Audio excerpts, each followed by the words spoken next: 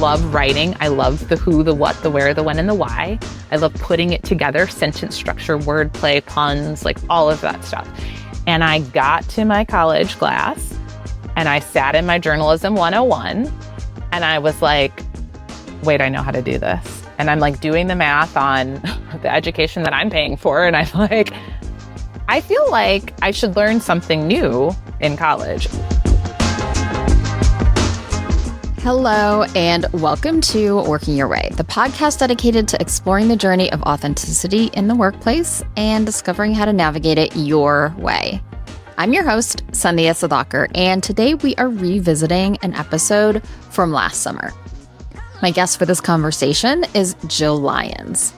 Now, Jill is the COO at Maximum Effort, which is a production company that focuses on bringing people together in fun, smart, and unexpected ways across different media platforms like TV and film, or brand experiences, and even live events.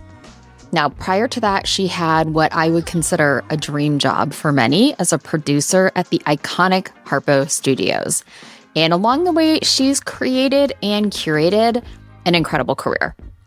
Now, in this episode, we talk about how Jill has built this thriving career by following her curiosity and really building skills at every stage. And this also allowed her to be ready when the right opportunities were ready for her. Like finally getting that email from an HR manager at Oprah's company, or finding the kind of company that recognized the value that she could bring to the table, even if it didn't appear to be the perfect fit on paper. Now, Jill is a doer. She's a process person and type A, and this story is a testament to what happens when you let go of the control and allow things to evolve. Now, we even get into the topic of bringing your full self to work, which we all know is near and dear to the heart of this podcast. So I hope you can listen to Jill's story and take away some new inspiration for building a career that may not look like it makes sense on paper, but brings you everything you desire. Let's get into it. Okay, welcome to Working Your Way, Jill. I am really, really excited to have you on. Oh my gosh, thanks for having me. Yeah, so I had the pleasure of meeting you when you were doing a talk here in Chicago for Creative Mornings, which I actually just aired my talk that I did on a podcast episode. But you talked a lot about your parents and your backstory, and I loved that. And I'm curious, I'd like to start just with, what are some of the beliefs that shaped how you think about work that came from your parents? I loved that Creative Mornings session. I mean, I love everything about Creative Mornings because it's a time to gather and like be in a space and be in community here in a city that I love, Chicago. And just to give like a little bit of background, the theme for that month was Native. And so that kind of, was what influenced kind of my origin story, right? Because we were talking about like, what does it mean to be like a native to Chicago, right? And to have, I've had this great fortune of building this career, exciting career in creative fields that I love, all while being in Chicago, which is kind of a little bit, maybe not rare necessarily, but certainly unique. And as I was thinking about that, like, gosh, what is it about me and where I'm from and who I am that has kind of helped lead to this this cornucopia of experience that I find myself in, right? And I think my work ethic has always been very strong, but like 100%, I have to thank my parents and the people who came before them and the people that came before them for just kind of the way that I approach life, right? Like I'm a writer, sure. I'm a producer. I'm an ops person, a problem solver, a fixer.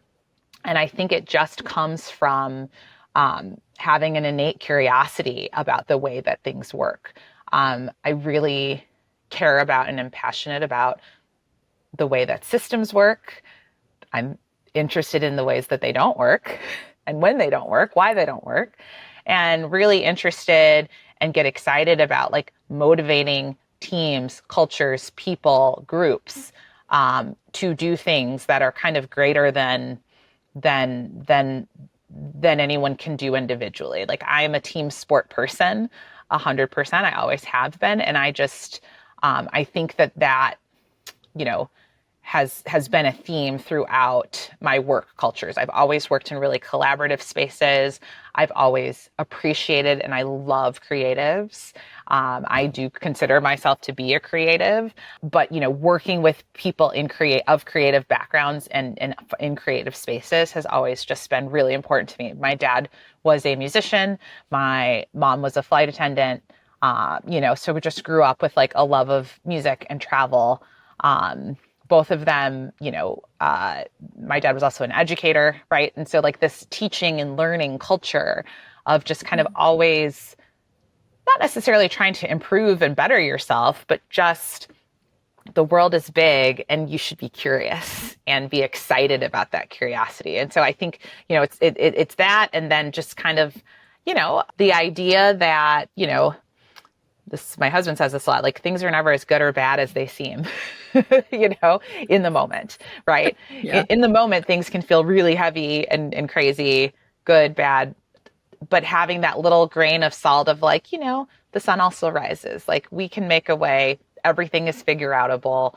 Let's like just try to do this again tomorrow and do it better, right? Like that's another thing that I've just kind of adopted over the years, which is like, is next week better than last week was in whatever problem I'm trying to solve? And if the answer is yes, we're making incremental gains, right? If the answer is no, we need to stop and reevaluate. So, I don't know exactly where that comes from. I think it's a little bit of, it's nurture, it's nature, it's astrology. Yeah. It's, who are you when you come into this world?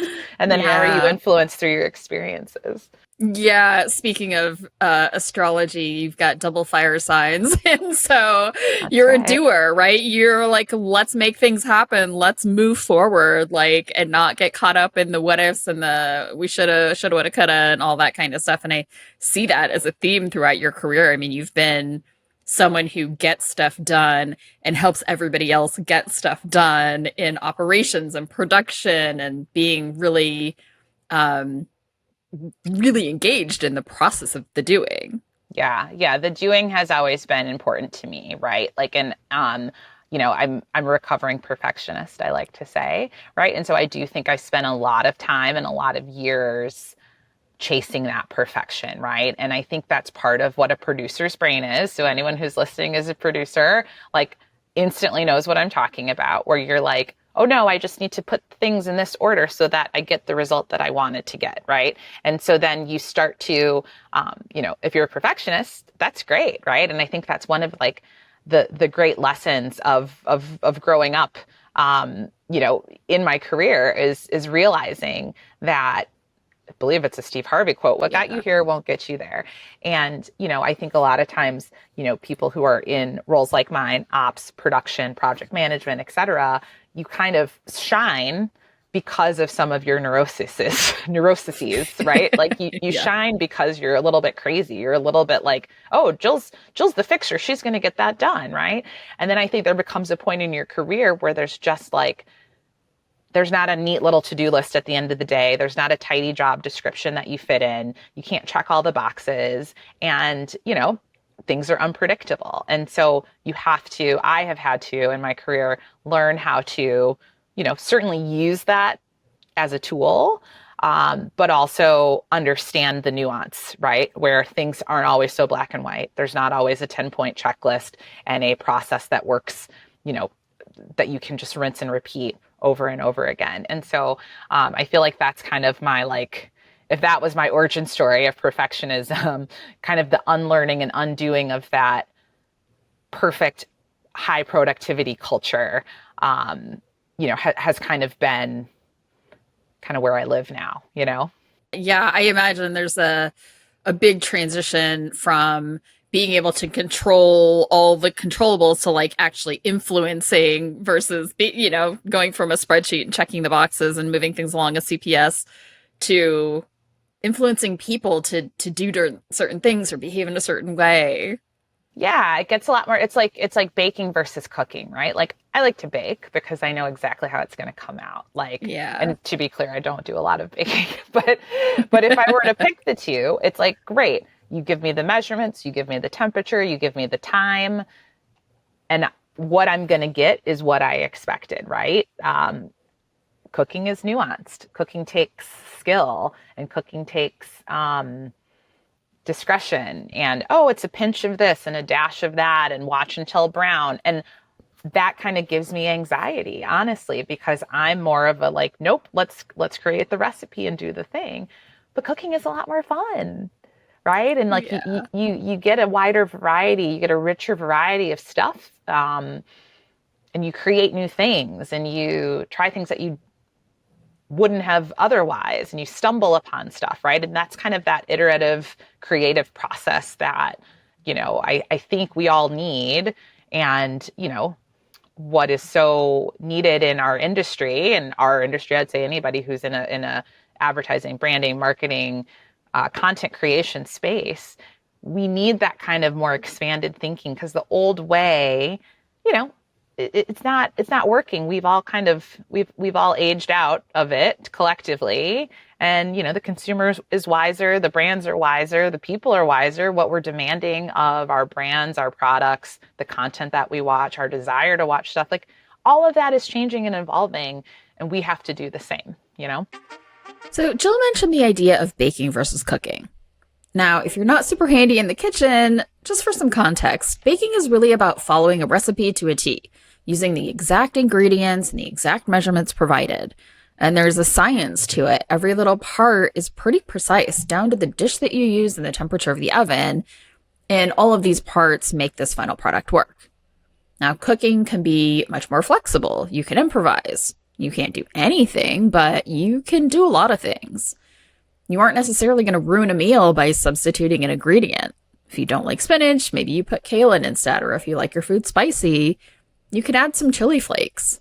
Now, if we think about baking versus cooking in our careers, I wonder, are you baking kind of on this linear, highly defined path? You take this role, then this one to get to this end state. Or are you cooking, adding a little bit of this and a little bit of that, and maybe you'll create something that you hadn't even planned to make when you first started.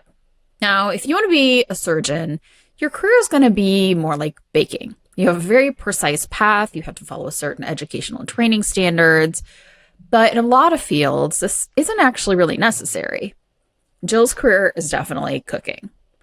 She started as an anchor, became a producer, and then from there, it was really all about just taking the next interesting role, following her curiosity, doing some operations work, some organizational culture work, and so on. Now, my career was probably more like baking for the first 2/3. Get a marketing degree, go to work for a consumer products company, check the boxes to get the next promotion. But for the past 7 or 8 years, I've been improvising a lot more. I changed industries. I put my skills to work in very different ways. I went back to school and I started my current business. The thing is, sometimes we think we have to bake when we can actually be cooking. But it takes us taking a step back to look at what we can and maybe want to do in a more broad way. How do you think about your career path? Are you baking or are you cooking? As we rejoin the conversation, Jill is going to share more about how she transitioned into cooking in her own career. I want to talk a bit about your career. As you mentioned a couple of things, right? And one of your first work experience was that you were actually an anchor. You were on the other side of the camera and then kind of quickly moved into behind the camera doing production. You mentioned you worked at Harpo, you've worked at Allstate, and now you're at Maximum Effort. It's just really robust and very diverse kind of career mosaic, if you want to call it. And so one of the things that you've talked about before is like, you think about it more as a pyramid than a ladder or a line. And I'd love to hear a little bit about some of those transitions you made early on in your career and kind of why you made them. And were you able to show up authentically in those stages of your career? Yeah. I mean, I think, as you said, I like to talk about your career as a pyramid, not as a straight line, right? Because nobody knows. Like, I could not have predicted that 20 years ago, this is the job that I'd be having by any stretch of the imagination. I couldn't even put it into words. I didn't have the words to, first of all, I didn't even know what advertising was post-college, right? Let alone, the detail or the nuance. If you told me I would be in operations, I'd be like, what? I don't even know. What is that even? Like, what does that even mean? Is that like, no, I don't want to be a surgeon. I don't want to be a doctor. I don't want to operate, right? And so, yeah, I think Yeah. about like the career pyramid of like, what you're really doing is just the beautiful thing about a pyramid is that you've got this big, beautiful base. And all you're trying to do at the base is to get experience and kind of funnel your way up through the top, right? And so, I think about my early kind of career and figuring out. And I was just at my 20th year college reunion. So this is all very fresh on my mind, like starting out and everything. I went to school to become a journalism major. I was a writer, right? So like I wrote on my high school newspaper. I love writing. I love the who, the what, the where, the when, and the why. I love putting it together, sentence structure, wordplay, puns, like all of that stuff. And I got to my college class and I sat in my journalism 101 and I was like, wait, I know how to do this. I've been doing this for 4 years. Like, and I'm like doing the math on the education that I'm paying for. And I'm like, Yeah. I feel like I should learn something new in college. Mm. And so that just curiosity led me to, kind of the comms department and, oh, there's a radio station. That'd be cool. Maybe I can like learn how to like DJ.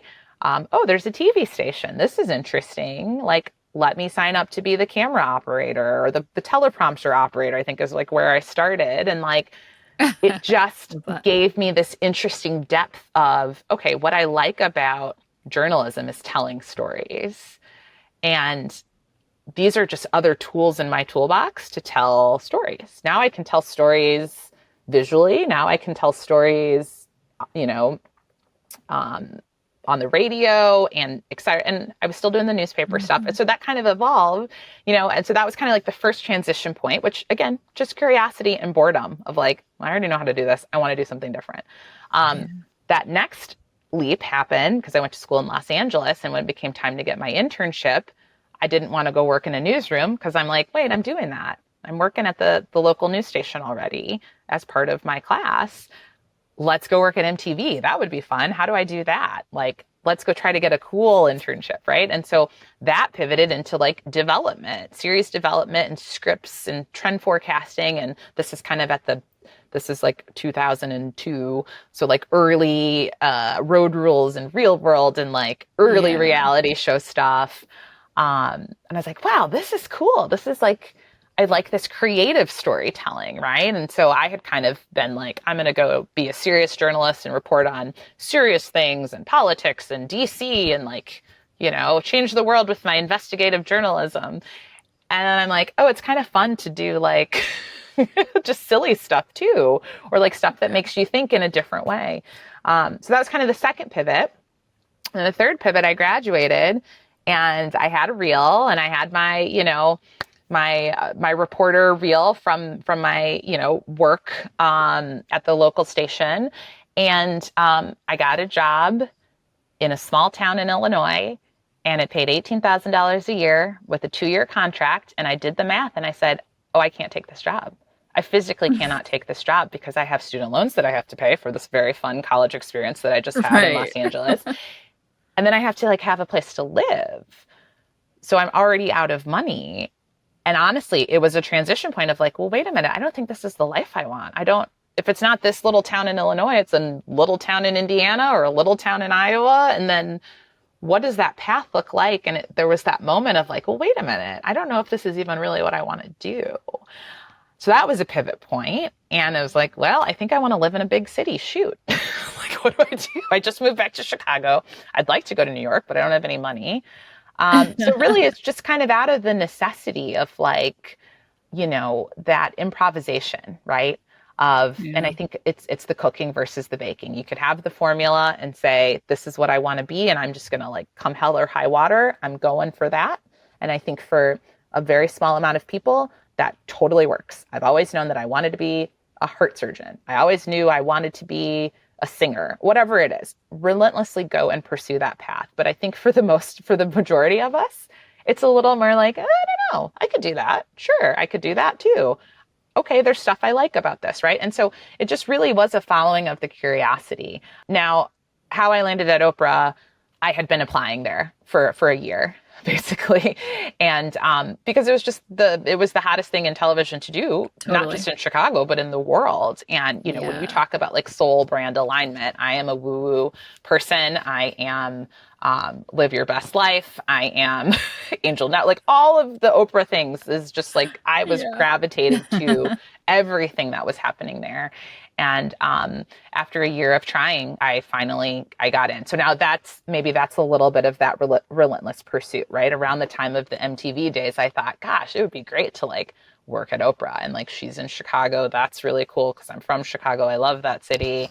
And so I think, right, there was a little bit of that, another egg in the basket, right? Like just keep trying, keep trying, keep trying. And I was working in PR in Chicago. And I had done that. That was enough of my first job to get me in a very corporate environment. That was certainly the most corporate place I had been at, coming from newsrooms and MTV.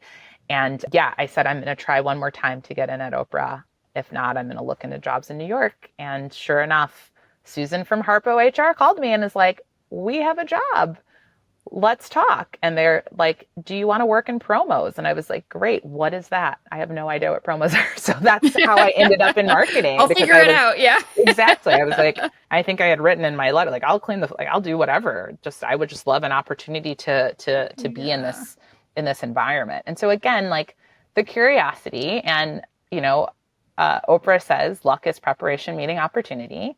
And I think I was prepared. I was prepared because I had the right resume of experiences, which only came because of my curiosity. Because if I would have been laser focused, I would have had, print journalism internships and jobs and that kind of stuff. And, I also think I saw the industry changing really rapidly there. This is early 2000s. So this is like local news was still a big thing, but certainly newspapers were already, kind of seeing their great shift. And, I think my advice for the pivoting and the transition is like, you just have to find those shifting point moments, right? Fast forward 10 years at Oprah, I wanted to make a shift and a change. By that time, I had like started a family here in Chicago. And I said, well, I want to stay in Chicago. Maybe I'll try this advertising thing because I'm working in promos, which is marketing and it's adjacent. I'm not an agency person, but I could do that. Sure. Why not?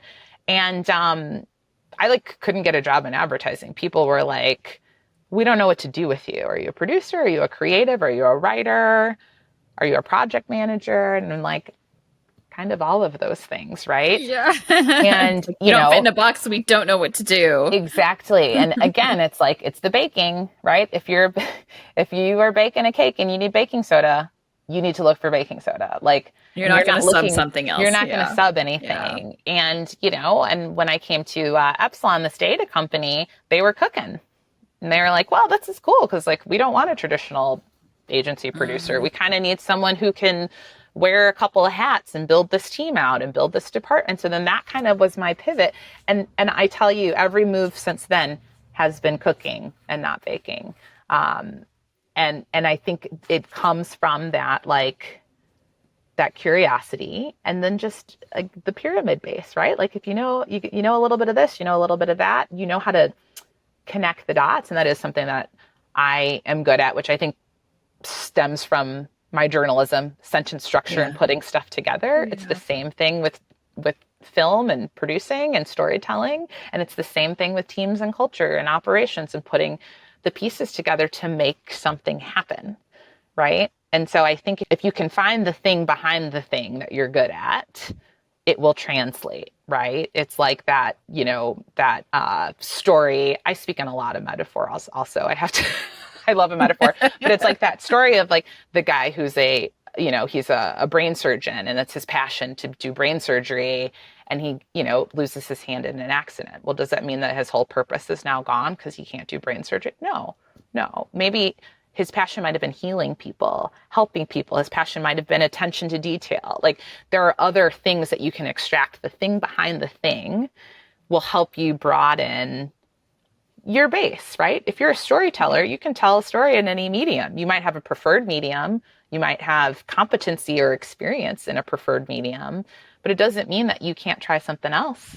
If you write books, you can write movies. If you write movies, you can write songs, right? Like It's not apples to apples, to be clear, but I think we all need that expanded POV and a little bit of what if we just tried curiosity to just open up that worldview. And then it's like, gosh, that pure, like, we don't even know. Like, I don't even know what my career is going to look like in the future. And like, you're less worried about it if you are more clear on what it is that makes you, on being authentic, on your authenticity, what your unique gifts are, what you bring, where you shine, where you don't shine, right? Then you stop trying to do this whole imposter syndrome of like, oh, shit, this is what the job requires. I have to be really good at this. And I have to like pretend to know what this acronym means and all this stuff. And you start saying like, hey, what's CRM? What does that mean? Can you explain it to me like I'm 5? Because I don't know what you're talking about. Yeah. I like how Jill talks about the thing behind the thing. She gave the example of a man who was an amazing surgeon, but he lost his hand. Now, was the meaning in his work about executing that specific surgery, or was it actually about healing people and helping people? Finding the thing behind the thing is about taking a more broad perspective. Now, we talk a lot about your innate talents on this podcast, or your natural ways of being, and this is really another way to look at that same idea. Sometimes these might be referred to as transferable skills, but really it's much more than that. It's identifying what's the common thread you can find in so many of your stories. What are you doing when you're doing your best work? Or even finding it in the things that the people in your life love about you. Now, this is one of the benefits of thinking about your career as a pyramid. At the base, you're getting lots of variety in your experiences and trying different things, and this gives you an opportunity to find those common threads. One example of a common thread could be if you're really great at listening to people, truly hearing their point of view, or maybe even in a group, being able to find common ground and create agreement amongst differing perspectives. That is an example of a thing behind the thing. You could be using this in a lot of different types of work settings. You could be a diplomat who brings differing points of view to the table and finding a way that works for all parties to move forward. Or you could be great at consumer insights, where you have to find the most important insight in how people are talking about how they use a product. In both cases, you can use your natural talents to hear the things that aren't explicitly being said. You're connecting the dots, you're bringing ideas and perspectives together. That's a type of talent that can be reapplied in a lot of different ways, not in just one type of role. Now, if you haven't had a lot of variety in the roles that you've had, you can always look more broadly into your personal life and find these common themes and stories of you at your best. I actually really encourage this. The insight could be in the way you plan an event for your family, or the way you pursue hobbies and build expertise in new ways. These insights are really all over. You just have to look beyond the surface and see what trends might lie underneath. I'll share more about this in the wrap-up. I'm curious, when you look back at all of these different roles and all of these different companies, are there moments that you can pinpoint where you were really trying to fit yourself into a certain box, you weren't able to show up as yourself, and there may have been some unlearning that came from that experience? Oh, sure. Yeah. I mean, I think about my early jobs and like wearing just like, well, and I will say a lot of this is like the time period too, to be fair, right? Like we're always co-creating. So, right, like entering the workforce in 2024 is not the same as entering the workforce in 2002, right? Like it's very much a different era. Yeah. Different era, different vibe. I was wearing a lot of like bad polyester business attire. Right. Yes. Like everybody remembers their like business button downs that were just like ill-fitting and uncomfortable.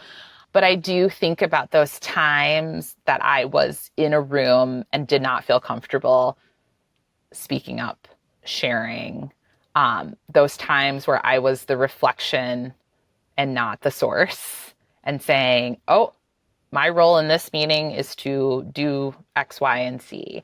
And my role in this meeting is not to be myself. And, oh, well, that's not a good idea. I don't like that idea. Or, hey, this is offensive. We should not say this, that, or the other. Or, hey, I don't like the way that this person spoke to that person, but I didn't feel like I had the agency or the authority to say something. And I think it is hard to decipher, like, is that the environment or is that me and my growth? It's a little bit of both. Or is it like, right, like I say all the time, like, when you're in a working environment, like someone's the expectations of a role, that's half on you to meet the expectation, but it's half on the organization to make sure that they're communicating to you what they're asking of you to do, right? And so again, in retrospect, it's like, oh, was I like unclear? Did I not feel safe in that space because someone in the room didn't make me feel safe? Was it not safe? Was that survival? And in fact, like that, keeping myself small in that moment led me to be able to be at better tables or bigger tables or tables where I felt more comfortable, right? It's so hard to like extrapolate and decipher. And again, it's kind of like that whole, like I said earlier, it's not about assigning coulda, woulda, shoulda, and what should I have done. It's about, okay, how do I take the meaning from that experience and make sure that next time I show up differently and I show up better and I show up more authentically. And of course, there were times when I felt like, oh my gosh, I'm the only woman in the room. I'm the only person of color in the room. I'm the only Black person in the room. I'm the youngest person in the room. I'm the oldest person in the, like, there's always going to be something. And then I think like, I did a lot of improv. I've done a lot of improv classes and writing and stuff here in Chicago. And I think one of the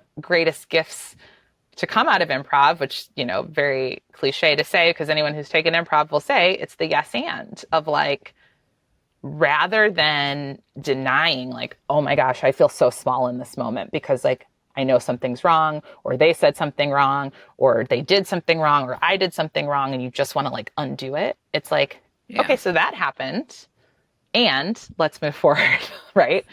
To say, oh my gosh, I mispronounced your name. I'm so sorry. Say that again for me. Or like, hey, we don't really say that in 2024. Like, just so you know, next time, like, not okay. Or like, like there are ways to call people in versus calling them out. And I think sometimes we feel like we either have to like make ourselves small and quiet and not say or do anything, or we have to be like, I would like to inform everybody that this is a sexual, violation and blah, blah, like there's a lot of nuance in the middle. And I think a little bit of experience and a little bit of comfort with just the discomfort, getting comfortable in the uncomfortable, because we live in an uncomfortable place because it's crazy out there, right? Like it's uncomfortable now. And what are we going to do about it? How are we going to bring our little bit of authenticity? Yeah, I get the sense of it's just kind of like, okay, what am I going to do now in this moment? Right. And I could go back and uproot all the things or analyze the things, or I could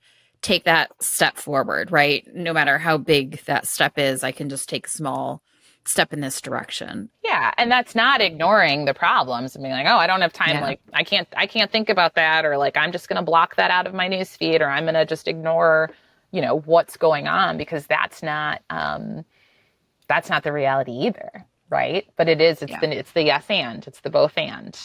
Both things can be true. Both things can be true. I was just listening to Brene Brown's podcast. Amy Webb was on, I think her name is Amy Webb. She's a futurist, and she always has like a big talk at South by Southwest. And, Brene is doing this series, and I don't remember the title of it, but it's like, basically the headline is like, we've reached our human capacity for information. We've exceeded it. We are running an upgraded system on an old computer. Like there's too much coming in. There's too much to filter, to care about, to not care about, to influence, to not influence. So it's like, how do you just to function in 2024 with the barrage of stuff that is going on in the world and in everyone's personal life, and then like to be able to like decipher what you can influence, what you can control, how you can help, how you uniquely can use your voice, your time, your talents, your energy, your finances, whatever it is, to help support and move forward something that is better than what we have today, right? Is next week better than last week? It's an enormous ask. And it's like, it makes me want to like lie down and go to sleep just talking about it. But the answer is somewhere in between. It's not all in and do everything. And again, like and maybe for somebody listening, it is the quit your job and go, completely change your life and kind of like devote yourself to a completely different path. For some, it's like do nothing at all. And like, I just need to like get under my weighted blanket and survive the day. And then for like most of us, the answer is somewhere in the middle. It's nuanced and it's sliding and it's different. And it's like, what can I do today? What can I not do? And like, my friend, said to me, when you're juggling all these balls, you have to know which ones are rubber and which ones are glass, right? So some of them, you're going to drop balls, especially like, again, it's 2024. So any one base level, if you add on, a demanding career, if you add on any kind of caregiving, whether that's a parent or a child or a pet or whatever, and then, you add anything else on there, the balls are going to drop. But like, which ones are rubber? Which ones are glass? Which ones are precious? Like, it's a constant kind of juggle to look and see, on any given day, which direction you can or can't go. And it's like, but I think that's that's where the magic comes, is it not in your ability to like place all the balls in the right place, but to be able to kind of nuance and juggle and say, okay, today I'm juggling 3 balls. Tomorrow it's 7. I can only do 1 today. Like, and I think we all we just don't give ourselves permission in this hustle, perfectionism, productivity culture, right? Like capitalism and corporate structures are not built for that. They're built for produce, top line, save more. Growth is always the best solution. Yeah. If you got one job, you should have the next job. If you want this title, like the list goes on and on and on. And just the reality is that that's not how we were intended to be. Nature is generative and cyclical and balanced, right? And we as humans are, we're mind, body, and soul. And we can't, again, business, you're in business, you're becoming, you can't forget one of those to save the other 2. But gosh, if it isn't easier said than done. It really is. And I think one of the big things, and this is such a big kind of topic of this podcast, is how do we slow down? How do we check in with ourselves? How do we know that what served you last year might not be the same thing that you need? And just really doing that, taking that moment to explore what you need and how you feel in any given moment.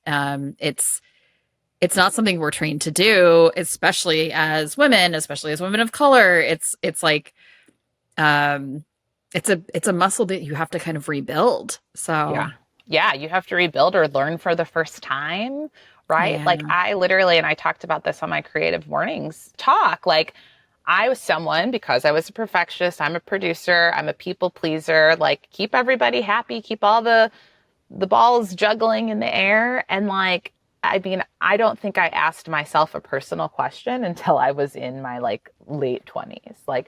What do I want? What do I actually want? And I honestly, it took me coming to just this breaking point in my personal life for someone to say, take all that energy that you're focused out here and turn it around on yourself, and you will find the answer. And, I talked about this at Creative Mornings, that, I worked at Oprah for 10 years here in Chicago. And, she would say that her favorite fairy tale was The Wizard of Oz, because Dorothy always had the power to go home. All she had to do was click her heels. She had them right on her feet, and she always had the power. But she didn't realize. She went on this whole journey to realize that she had the power to come back to herself. And so that returning to yourself, that belonging to yourself, and finding your footing and your place and your voice, is so, so important for everybody. But especially if you come from, any kind of marginalized group. I spent a lot of my life looking at myself through the reflection of, right? So I'm not a man, I'm a woman, right? So that's a reflection of this kind of one way of being, right? I'm not white, I'm Black. That's a reflection of of whiteness, or is my blackness a reflection of whiteness, or is whiteness a reflection of blackness? Right. And so it's like, again, it will take you in if you go down this like deep, Yes, deep. So exactly. like, how do you do that? And then how do you also like get dinner on the table at 5:00 because like the kids are going to be home? So it's like, great, I'm going to like dip into this like as existential like thinking and then also get on with my day. Right. Like it is an impossible ask. And so I think we have to have grace for ourselves. We have to build the space, like you said. And like, it's a muscle that needs to be exercised, right? And I think everybody's got to find their thing or their little kind of toolbox of things that work. And I think obviously there's no magic bullet for everybody. It's all a little nuanced and a little different based on who we are, what we like to do, what our astrology sign is. I'm laughing because we've talked about astrology before, but like, it's going to be different for everybody. And I think one of the great unlocks of 2024, like, I went to high school in the 90s where like everything was like a Gap ad where like, I don't know if you remember this like very particular Gap ad with like everybody in the same khakis and they were doing like a West Side Story thing, but it was like, you wanted to be the same. And like, I see in my kids and, just in culture, like that individuality and expressiveness and space to be an individual is like so much more prevalent than it was, when I was a kid. And like, that is a good thing. We should be holding on to that. I want people to show up. We talk about bringing your whole selves to work. I do think there's an overcorrection on that because it's like, we don't need to bring all of our parts of ourselves to work. Let's bring our whole professional selves to work, because some of the stuff your coworkers don't want to see or know. Yes, exactly. I totally agree. Let's talk about bringing your full self to work. What does this really mean, and should we do it? I think there are a lot of different ways to interpret this. I think where this message goes wrong is when we say being authentic at work means there's no assimilation whatsoever. In my opinion, this isn't realistic or appropriate, to be honest. For example, if I go to a foreign country, I'm going to follow the norms of that place. I'm going to try to speak the language there. I'm going to drive on the correct side of the road. I'm going to behave in ways in public that align with the locals. Now, does this mean that I'm not being my full authentic self? No. Now, I know that this is kind of an extreme example, but the idea here is that we can assimilate to a culture or a norm without being inauthentic. At work, we assimilate in some ways to function well within that ecosystem. Being human at work means being able to share your feelings with your boss when you're having a tough moment in life, but it doesn't mean you're expressing every emotion that you have in every daily meeting. Bringing your full self to work means not having to check your social identity at the door, but it doesn't mean sharing all of your personal business with all of your coworkers. Working your way authentically means doing work that leverages your natural talents, your work styles, and your way of being. To me, this is how we can be authentic while also assimilating to the norms of the modern workplace. This all really lies on a spectrum, and there's a range of how much you can or even might want to bring your full self to work. Okay, let's get back to the conversation. Now, you're the SVP of Creative Operations at Maximum Effort. Yep. How is this role enabling you to show up authentically, and what is authenticity in your current job, in your current moment in your career? What does that mean to you? Oh man, I love my job for so many reasons. I feel like I am in the right time and the right space and the right place with the right people, right? And so there's kind of this alchemy that's happening when you kind of have it, when you can find all of that, right? And I think, again, not everybody's particular role and the job that you have has to be your passion or your purpose, right? But it is your job to know if it is or isn't, or if it's close, or like, right? Because then, you might like I was talking to my therapist about like, and I don't even know if this is this might not even be the plot of Billy Elliot, but it's like, they want him to play football and he wants to dance, like, right? Sometimes you're like playing a sport and again, like I said, I don't know if that's the plot of Billy Elliot, which sounds silly. I think it is. Maybe we'll look that up. But like, But if it's not, don't come for Jill. exactly. Yeah. Don't come for me. This is not verified. But like, he wants to dance. Like, and so sometimes you're at a place where you're like, this is football and I want to dance. And like, that's okay if you know what you're doing. If you're like, I'm playing football, maybe I enjoy football, but I want to dance on the weekends. Like, if you can make a life doing that, and if your soul is content with that, that is a perfectly fine thing. Not everybody's career profession has to be your purpose. It needs to be your life you know, purpose. Yeah. And I think you're gonna, you know, we ebb and flow in and out of that, right? Because again, we're always co-creating it. It's like the hand surgeon or the surgeon who does well. If the accident comes, like that's not his fault. It's not like he did anything to cause that, but now we have to do something different, right? And so I just feel like I'm in a really great space. You know, Max Effort, we are a lot of things, but we are all about bringing people together in fun, smart, and unexpected ways. And like, we're open to however that shows up.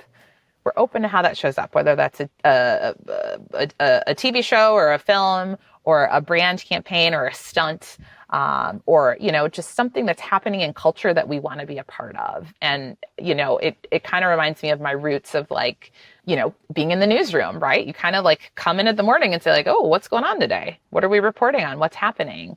What news just broke, right? And we kind of do that, but in culture, which is really cool. And so, you know, I feel very fortunate to be able to bring a little bit of structure and order to what is a chaotic and fun and crazy place and just a time that we're in where we get to kind of play in these spaces. So I have a lot of fun and I have a lot of gratitude for my position, my role, and really my whole career. I've just had the great fortune of just working with amazing people. And as I said at the beginning, I love creatives. I love the way that creatives think.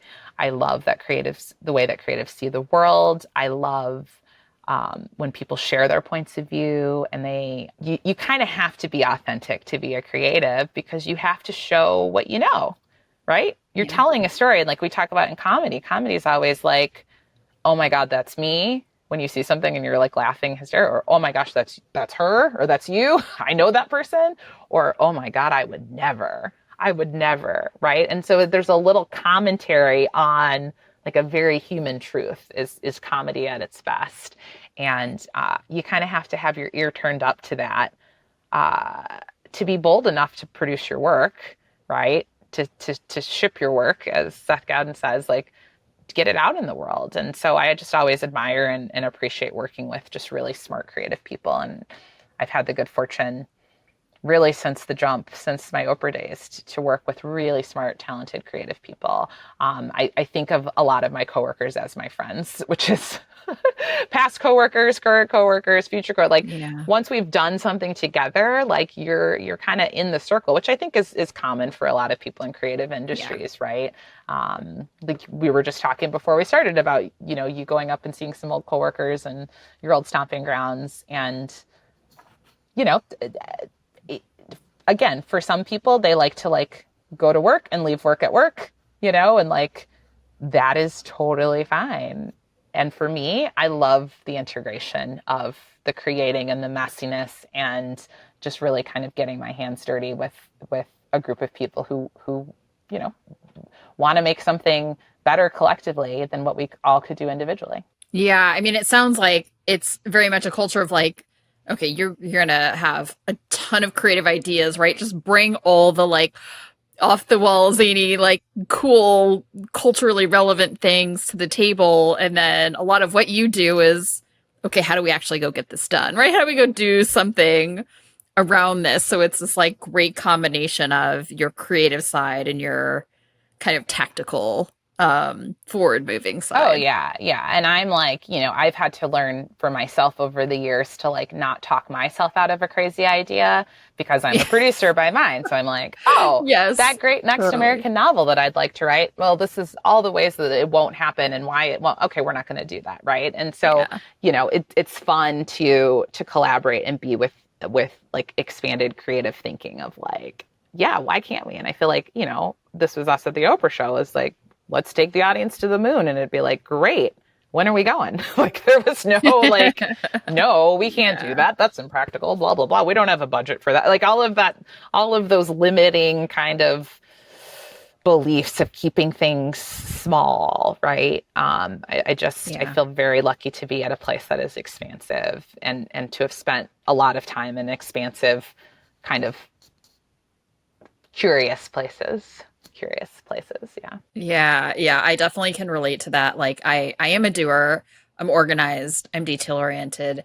And so sometimes that has me saying like, oh, that's not practical, or that doesn't make sense before it's time to do that. Right. And so it's like staying in that creative space is like always something I have to keep making myself come back to. There's a great book called Designing Your Life. And it's, I forget the author's name, but they teach like a class on happiness. I think it's Stanford. And they say in the book, like, most people overestimate what they can do in 1 year and underestimate what they can do in 5. And so they've got this exercise where you plan out your next 5 years, but you do it 5 times. So you're like, okay, in 5 years, I'm going to like, go back to school and get my MBA and, move to New York City, right?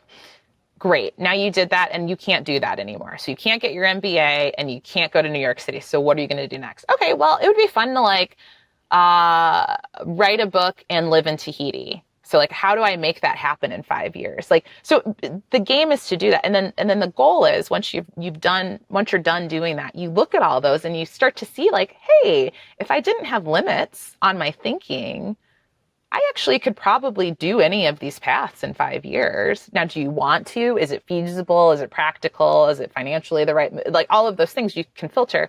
But then maybe something starts to bubble like, okay, maybe I don't need to get my MBA, but maybe I want to take, a business class. Or maybe I don't want to move to Tahiti, but maybe I'd like to go to Tahiti. I could probably make that happen in the next 2 years or something like that, right? And so you just start to like unlock that curiosity bubble. Mm-hmm. It's a really great exercise. And, I kind of, as you were talking about, like when you take time to listen to yourself, I always find that like those kind of like exercises, I'm a sucker for any kind of worksheet or exercise or self-help book. And so I do all of them. But that is one of my favorite ones that I kind of come back to of like, sometimes you have to just suspend that doer brain or that practicality brain to unlock the something new that you would have already edited yourself out of otherwise. Exactly. It's like the editing. Yeah. So as we kind of wrap up here, what are some of the things that help you grow as a person, whether it's personally, professionally? What are the tools and the resources that you rely on? Oh man, like I said, I'm a self-help junkie. So I love a self-help book. Anything relatively masking itself as a self-help book, I'm into. And so I'm a big reader. I am someone who reads multiple books at a time. So I have my Audible books, I've got my Kindle books, I've got my live book at any given moment. I love journaling. I many years ago did The Artist's Way by Julia Cameron. And that idea of morning pages has just stuck with me. And so kind of anytime I'm feeling stuck, or feeling a little itchy, right? Like you kind of get that feeling like, oh, I've got stuff to say or think or do. Sometimes it's just getting it out on the paper. So I swing in and out of those kind of phases.